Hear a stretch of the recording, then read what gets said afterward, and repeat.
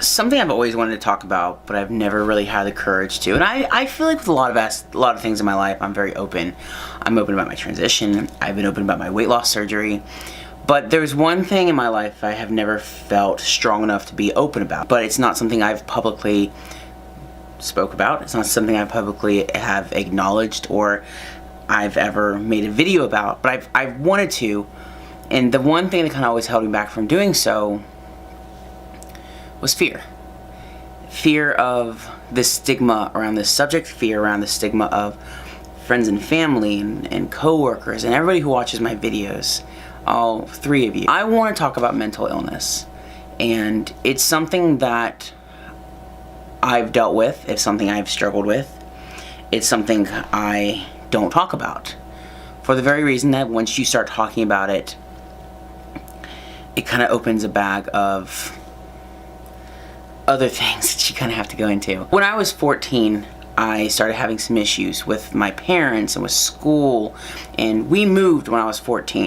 Something in my head just kind of clicked, and I just became depressed, and I became angry, and I was a very angry teenager. This was an anger that I can't even describe to you, and it was an anger that stayed with me most of my teenage years. It was something that I would go to a psychiatrist. My mom and dad would just get to their wits' end, and they'd take me to see a therapist or take me to see a psychiatrist, and it would be a new medication, or it'd be, there's nothing wrong with Mason, he's just being a teenager. And it was, nobody ever truly helped me. They always just wanted to diagnose me with all kinds of different illnesses. I would have this, or I'd have that, or I'd say you're just suffering from severe depression, or you're bipolar, or you have borderline personality disorder. Nobody ever actually sat down to acknowledge what was going on. So my entire life, and there's a point to all this, my entire life I went from thinking I had one mental illness to the next,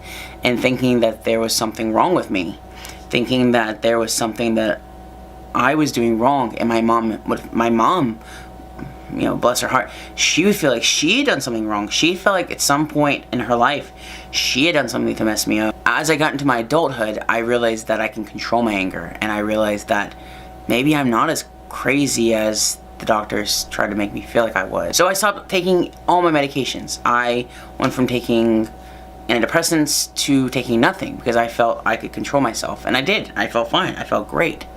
And then in my late 20s, so in my early 20s, I went off my medication. In my late 20s, I started going through some hard times. And so I went back and I sought help, because I remembered, you know, all those times as a teenager, I was having issues. So I thought as an adult, maybe I was having the same issues. Maybe I had not gotten rid of the feelings that I had, and I thought I couldn't control these things. So I went to see a psychiatrist.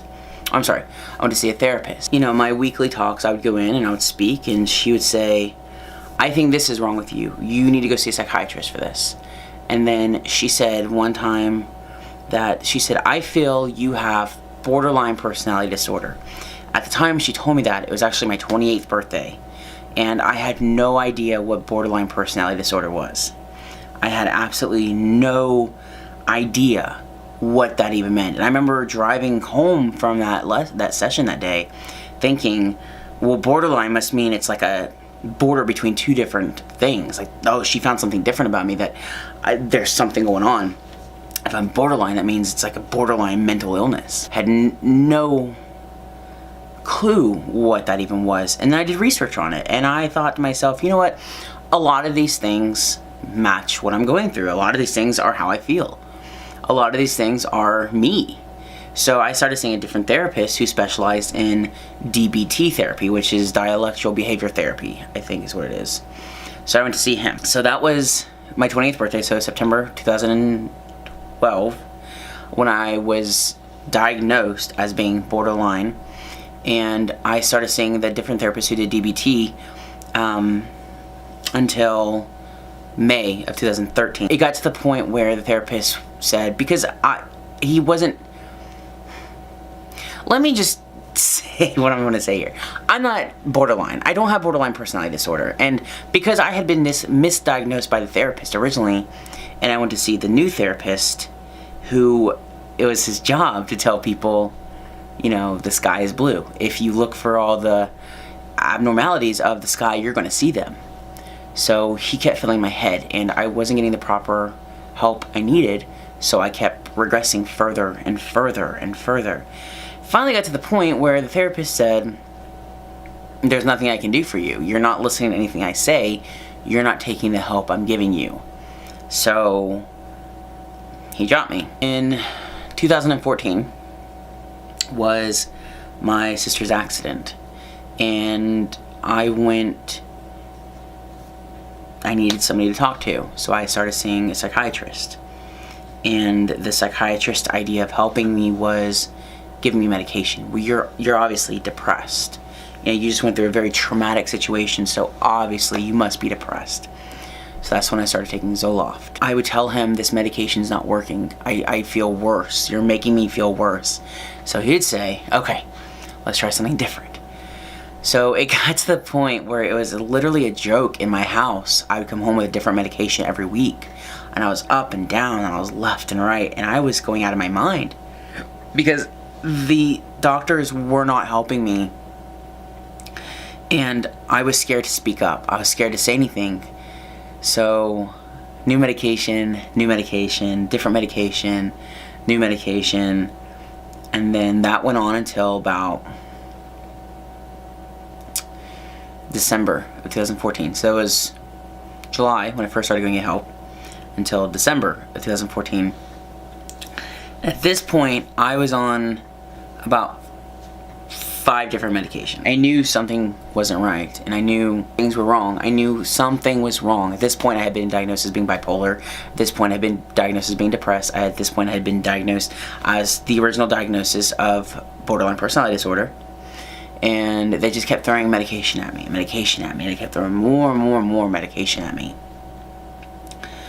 And then finally I got to a cocktail of 5 different medications. And I wasn't myself. I wasn't sleeping. I wasn't eating. I knew things weren't right. So I went to my family doctor, and I told him that something's not right. I told him I don't feel like me. Something is wrong. And so his idea, as the family doctor, not a psychiatrist, I was on Klonopin at this point. And if you know what Klonopin is a very strong benzodiazepine, I think, a benzo. It's on the line of like Xanax. So I was taking 0.5 milligram 3 times a day of Klonopin.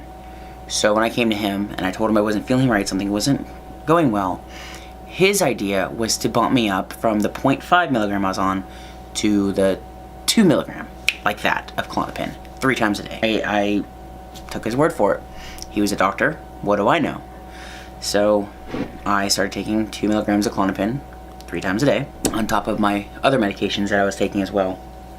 And I was a zombie. I was blacking out. I was losing days. I would lose time. I would hallucinate. I wasn't myself, and I went back to my doctor. I told him, something's not right. Something is wrong. I'm not myself. I'm not crazy. Because at this point I was full on hallucinating. At this point I was seeing things that weren't there. I was hearing things that weren't there. I was acting, I would sleep for days on end. I was literally losing my mind. And he said to me, well, why don't we think about going to the Carolina Center? And the Carolina Center is a psychiatric hospital in the area. And that's what he said to me, was I should think about going and basically putting myself inpatient at a psychiatric hospital. And I kept telling him, I'm not crazy. Something is wrong. That continued on all summer 2015. And then my dad passed away. And I had an episode one night at my house I was living at the time. I legit lost my mind. It was the scariest thing that had ever happened to me in my entire life. And I won't go into the whole story. Maybe one day I'll tell that story. But I remember the next day I woke up and it was my dad's memorial after this incident, telling my sister about it and just not believing what was going on. And finally something in my mind clicked that it's this Klonopin. It's all these medications. It started happening after I was bumped up to that higher dose. That was 2015. I stopped seeing that doctor. I haven't seen a family doctor since, honestly. And at that moment in my life, I realized that all this medication they put me on, I didn't need. I'm not depressed. I knew I wasn't depressed. And I didn't agree with being bipolar, and I didn't agree with a lot of the things they kept telling me, but because they were doctors, I believed them, and I kept taking this medication, and I kept listening to what they were saying. So in August of 2015, I stopped taking all the medications. I went off them completely cold turkey. The days I kept losing started coming back, and I wasn't blacking out, and I stopped hallucinating. It was like I started regaining my life back. In October of 2016, so a year later, after being off all my medication and being off of everything and not seeing a therapist or a psychiatrist or even a family doctor, I wanted to get back on my testosterone because the laws changed the year prior and the nurse practitioner I've been seeing can no longer prescribe them to me. So I went and I met up with a therapist because I had to go and get a referral. So I met up with a therapist, and the first session we had, she was, why are you here? Why are you coming to me? And I told her that I was there, I want to get testosterone, and I needed to speak to somebody. She said, okay, I can do this, but I don't want to just hear that side. She said, I want to hear everything.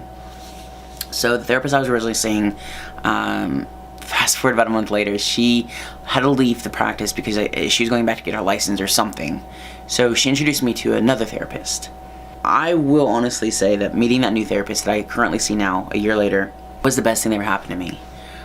Because I went in there thinking that I had borderline personality disorder, that I was bipolar, that I was all these things, and I was one day going to snap because I was off these medications. It took a long time for her to convince me that I didn't have all these issues, that my biggest issue is I have anxiety, where there are days I don't want to leave the house. It doesn't mean I'm depressed.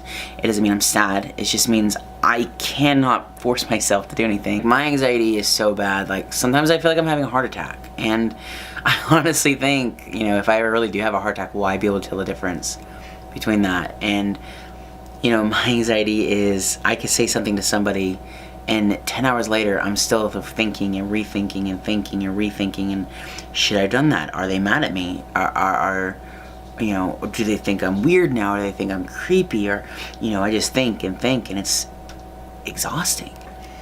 But once I realized that I had the diagnosis of anxiety, and that was my biggest issue, it was like a lot of things fell into place. And it took a long time, because a lot of our sessions for a while after that was me trying to convince her why I thought I had borderline personality, and her convincing me why I don't have it. And it was the first time in my life that a healthcare professional actually wanted to help me and not just say, you need to go see a psychiatrist and get on medication.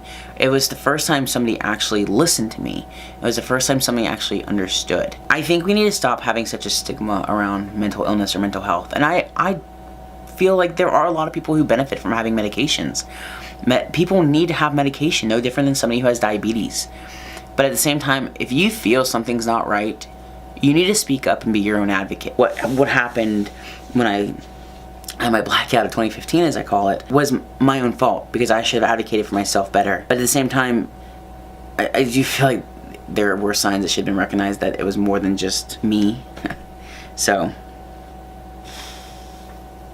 anyways, for obvious reasons, I don't talk about this very much, and I don't know why I'm doing this now. There's no special reason. It's not Mental Health Awareness Month or anything of the sort. It's just something that I've thought about for a really long time. I feel like we need to talk about it more, because it's not a scary thing. It's not anything that you have to be worried about. And I like when people come to me, because I don't have my anxiety under control by no means, and I don't take medication for my anxiety. I've learned to deal with it. I've learned what I need to do to make myself get out of my anxiety, get out of my anxiousness. And I hate when people tell you this, just change your thoughts or change your mindset, or if you eat healthy, or if you do all this, because that, if you can change yourself by doing those things, then you don't have a mental illness. Mental illness is not something that you can just think away. So, I also have ADHD, and I don't take medication for that, because I don't like medications anymore that affect the way I think or feel, because of what happened, and because of all the medications that I was put on. And I'm sure I'd benefit a lot from having the right medication. But for me, I don't feel right now that I need that. I just do what I do. And I know that when I get into a really anxious time, that it's kind of like a cold. Like, it sucks and it's going to hit you hard and it's going to hit you rough. But eventually it's going to pass. So you just have to hold on tight and hold on hope that it's not always going to be like that. If you feel like you talk to somebody and they're giving you wrong advice, don't always listen to them just because they are healthcare professionals. This video, I've rambled on long enough. It's not a funny video. It's probably a really boring video of just me talking. But it's just something I felt I wanted to talk about. And just say that you're not alone and you're not crazy. And a lot of people out there suffer from mental health issues, and there's nothing to feel bad about. We need to stop making it out to be a bad thing, because a lot of people need help and they're not getting it because they don't want to be looked down upon. That's all. And if you need help, you should get it. And if you need medication, there's nothing wrong with that. A lot of people benefit from having medications. But if you do get put on something and you don't feel is right for you, you need to speak up and you need to adjust that. You need to change it. So, as always, if you have any questions, please feel free to ask. If you want to hear the story of the night I absolutely flipped my shit and I think scared my roommates that I was living at the time, maybe I'll tell it, because it's a really good story. It's funny now, two and a half years later. And just reach out if you need somebody to talk to, because it's not always going to be bad if you feel a certain kind of way.